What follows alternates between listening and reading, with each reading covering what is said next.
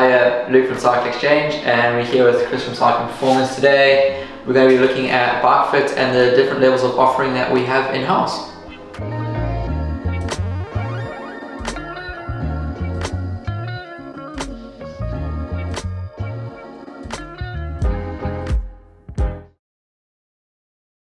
So our first step of the process when we get in for a bike fit is we will talk through with the customer of why they're here, what they're wanting from the bike fit, if there's any specific points that are bothering them at the moment, or if there's anything that they're aiming to work towards as a goal. And we'll use that as a holistic approach of what we're going to target and what we want out of the bike fit as well from the customer. Here we're having a little bit of a chat with Marcus. We're just understanding kind of where he's coming from, what his background is, riding experience, whether he's super serious or kind of just in it to have a great time. And from our little bit of a chat, we're going to be able to piece things together and try and understand, does he have any discomfort, and what our target and ideal outcome of the fit process is going to look like.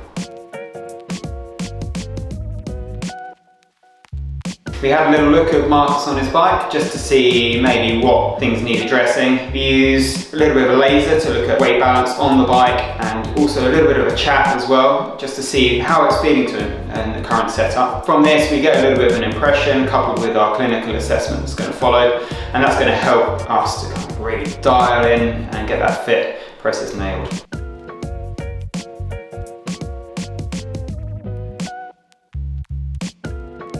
And from there, what we do is we measure up Marcus's bike and his current position. We capture that into a database and we replicate that onto the fit bike so we're able to manipulate and test different positions.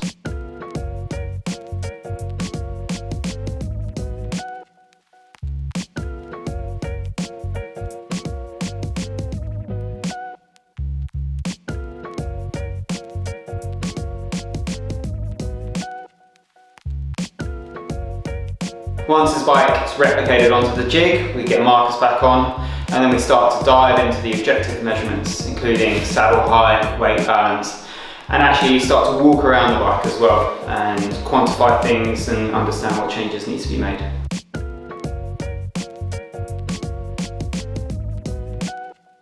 So depending on case by case, we'll dive deeper into certain aspects. One of the things we looked at quite in depth with Marcus was his feet, as it was an area that was giving him problems. So we have a look at the whole foot system, so key placement, the shoes if they are correct, insoles that he's using, and even the testing of leg length shims and wedging.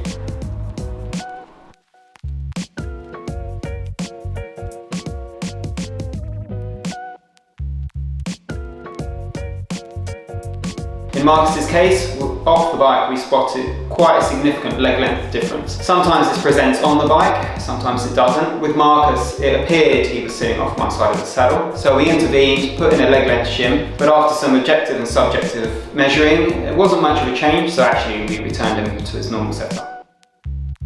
After that, we looked at Marcus's position on the bike. We wanted to just have a look at where his body weight was sitting and where it was centered. Using the fit bike, we have a full range with no limits on it. This gives us the opportunity to make sure the position is optimal. With this, we use comparative testing, we use Marcus's feedback, and we use our visual feedback so that we're getting all the possible influences to make the best decision possible.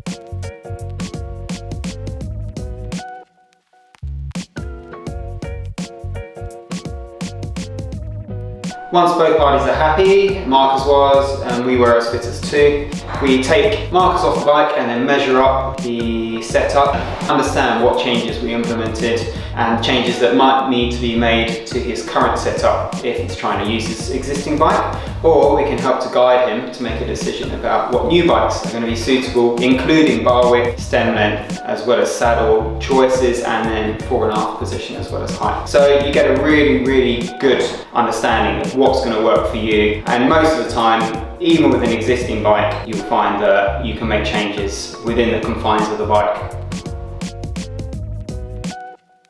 Onto the massage couch, we're digging deeper with the clinical test. Here we can see we're doing a leg length assessment. Now this can help to inform us of whether we're going to see a little bit of an imbalance between that left pedal stroke or left leg extension versus the right leg extension. For the case of Marcus, he had one leg which was actually about 8 millimeters longer, But once we popped him onto the bike, it actually was absorbed by his body and disappeared. In other cases, we might need to use a shim, but for today, Marcus gets away scot-free.